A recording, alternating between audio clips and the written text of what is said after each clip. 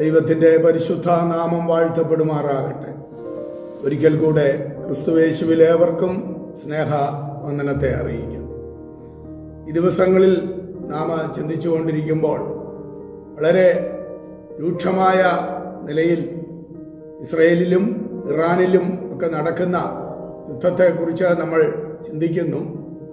കഴിഞ്ഞ ദിവസം UN secretary ജനറലിനെ Israel പുറത്താക്കുവാനായിട്ട് ഇടയായി തീർന്ന അനുഭവങ്ങളും നമുക്ക് കാണുവാനായിട്ട് ഇടയാകുന്നുണ്ട്. മാനുഷിക ബുദ്ധി കൊണ്ട് അളക്കുവാൻ കഴിയാത്ത ഒരു ഭാവി ലോകത്തിൻ്റെയും മനുഷ്യജാതിയുടെയും ചരിത്രത്തിൽ ഉണ്ടെന്നുള്ളത് അത് അവിതർക്കിതമായ സത്യമാണ്.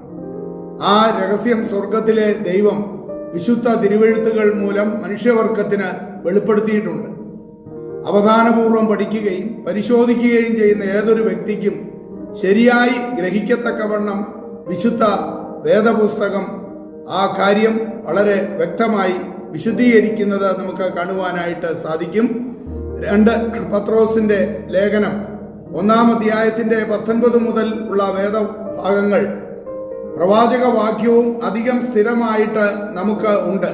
നേരം വെളുക്കുകയും നിങ്ങളുടെ ഹൃദയങ്ങളിൽ ഉദയനക്ഷത്രം ഉദിക്കുകയും ചെയ്യുവോളം ഇരുണ്ട സ്ഥലത്ത് പ്രകാശിക്കുന്ന വിളക്ക് പോലെ അതിനെ കരുതിക്കൊണ്ടാൽ നന്ന്. തിരുവെഴുത്തിലെ പ്രവചനം ഒന്നും സ്വയമായ വ്യാഖ്യാനത്താൽ ഉളവാകുന്നതല്ല എന്ന് ആദ്യം തന്നെ അറിഞ്ഞുകൊള്ളണം.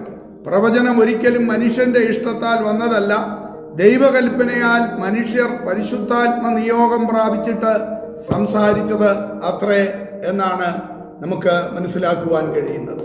വിശുദ്ധ തിരുവചനത്തിൽ ആകെയുള്ളതിൻ്റെ 6/5 ഭാഗവും ഒരു ജാതിയോടുള്ള ബന്ധത്തിൽ രേഖപ്പെടുത്തിയിട്ടുള്ളത് ചരിത്ര സത്യങ്ങളാണ്. അബ്രഹാമിന്റെ സന്തതി എന്നറിയപ്പെടുന്ന ഇസ്രയേലാണ് ആ പ്രത്യേക ജാതി. ഈജിപ്തിന്റെ അടിമത്വത്തിൽ പീഡാനുഭവങ്ങൾ നിറഞ്ഞതായിട്ടായിരുന്നു ആ ജാതിയുടെ തുടക്കം. എങ്കിലും മർദ്ദനങ്ങളെ അതിജീവിച്ച് അതിവേഗം പെരുകി പലസ്തീൻ നാട്ടിലെ അനേക ജാതികളെ കീഴടക്കി നാടുവാണ അവരുടെ ആദ്യകാലം വിസ്മരിക്കാവുന്നത് അല്ല. നരാവംശത്തിന്റെ കാതലും ലോകഗതിയിലെ നാഴികക്കല്ലുമാണ് ഇസ്രായേൽ ജനം എന്ന് നാം തിരിച്ചറിയേണ്ടത് ഉണ്ട്. പ്രശസ്തമായ രാജഭരണം തുടങ്ങിവെച്ചവരാണ് ഇവർ.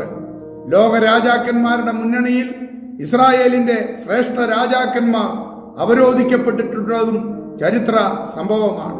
അനേക ലോക ജ്ഞാനികളും മോശ, യോശുവ, ദാവീദ്, യോസേഫ്, ദാനിയേല് അതേപോലെ തുടങ്ങിയ അനേക ആത്മീയ നേതാക്കളും ഇസ്രായേലിന്റെ സംഭാവനകളാണ് എന്ന് നമുക്ക് ചിന്തിച്ചാൽ കാണുവാനായിട്ട് സാധിക്കും.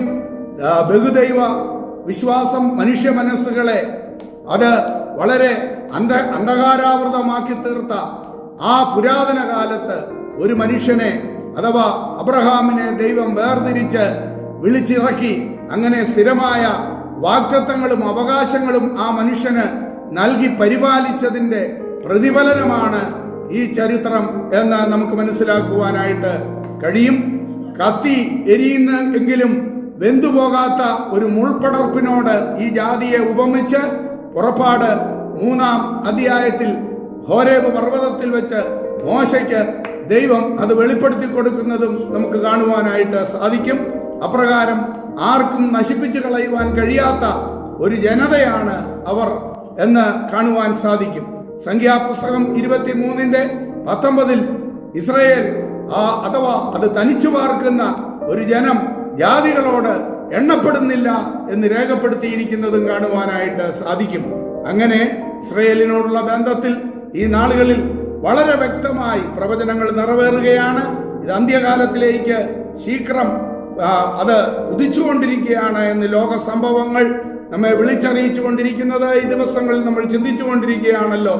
ദൈവവചനാടിസ്ഥാനത്തിൽ കർത്താവിന്റെ വരവിന് വേണ്ടി ഒരുങ്ങി കാത്തിരിക്കുവാൻ നമുക്ക് ഇടയായി തീരട്ടെ. ദൈവകരങ്ങളിൽ ഏൽപ്പിക്കുകയും അതെ ഒരു യുദ്ധം ഇല്ലാത്ത ഒരു സമാധാന അന്തരീക്ഷത്തിനായി നമുക്ക് പ്രാർത്ഥിക്കുകയും ചെയ്യാം. അവിടുന്ന് നമ്മെ അനുഗ്രഹിക്കുമാറാകട്ടെ. ആമേൻ. ഒരു നാളും നീ കുലുങ്ങുകില്ല, ശത്രുവിൻ മധ്യേ പതറുകില്ല. അനർത്ഥത്തിൽ വീഴുകില്ല നീ, ഒരു നാളും നീ കുലുങ്ങുകില്ല, പതറുകില്ല, അനർത്ഥത്തിൽ വീഴുകില്ല നീ. കൂടാരത്തിൽ ബാധ അടുക്കയില്ല, എന്റെ നീതിയാൽ ഞാൻ നിന്നെ താങ്ങും. കൂടാരത്തിൽ ബാധ അടുക്കയില്ല, എന്റെ നീതിയാൽ ഞാൻ നിന്നെ താങ്ങും. എന്റെ നീതിയാൽ ഞാൻ നിന്നെ താങ്ങും. ഞാൻ നിന്റെ ദൈവമല്ലയോ, ഞാൻ തന്നെ യഹോവ. ഞാൻ നിന്റെ ദൈവമല്ലയോ, ഞാൻ തന്നെ യഹോവ. ഇസ്രായേലേ, നീ ഭയപ്പെടേണ്ട, ഭ്രമിച്ചിടേണ്ട, ഞാൻ എന്നും നിൻ കൂടെയുണ്ട്.